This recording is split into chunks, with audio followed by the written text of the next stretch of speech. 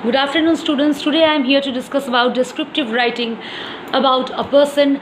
We have already discussed a place or a thing. Today our main focus will be on place and thing. First of all, let's discuss about a place. Whenever you are asked to write about a place, please remember you have to write about its geographical location, its significance in terms of history, or if there is a museum, or if there is any laboratory, if there is any person who is very an eminent personality who is born in that area, who has made that area very famous. Like if you are writing about Shantiniketan, you have to write about Tagore. If you are writing about, say, Ghatshila, you have to write about Bibhutibhushan Bandyopadhyay, whose house is there.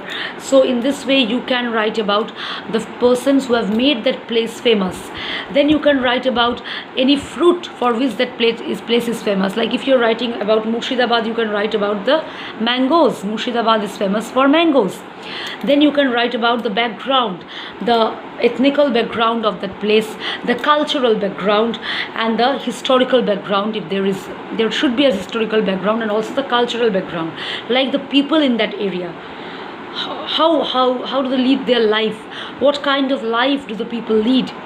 Then you write about the population of that area. Okay, so geographical significance. Then you write about the geographical topography, like valley, mountain, plain, whatever is there. Then river or pond, or if there is no river, it is arid, that is very dry, you write about that. Then you write about as you write about the population, you also mention the crowd or the peaceful ambience. Either you write it is very crowded, okay, it is chock-a-block with people, or you write about the serene peace of that serenity or the peace prevailing in that area. So descriptive writing on a place should firstly include the background, cultural, historical, the historical background, historical significance, if there is any particular person who has made that place famous, any fruit or vegetable, or any art, any handcraft which has made, like in Bakura, we call it the terracotta art, it has made that place famous, so you can write about that. Then you write about the topography, like I told, undulating valley, the mountains or the valleys, or rivers and ponds, or arid area with no such things.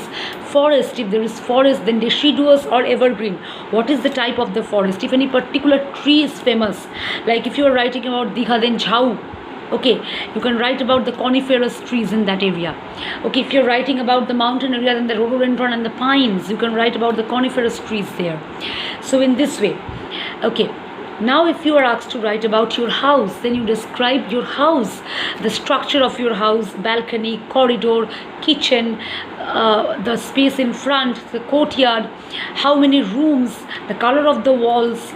In this way, if you are asked to write about a railway station, then you write which railway station, if it is having a mountain in the background, population, how many trains cross, if the railway platform is very calm and not so crowded at any particular point. If it is very crowded at one point, then what is the crowdness of the people, how many people throng at that place, you write about this. Okay, next I will talk about the descriptive writing concerning a thing which is very uncommon, but still I'll discuss. Say if you are asked to write about, I'll discuss with one particular object, say a watch.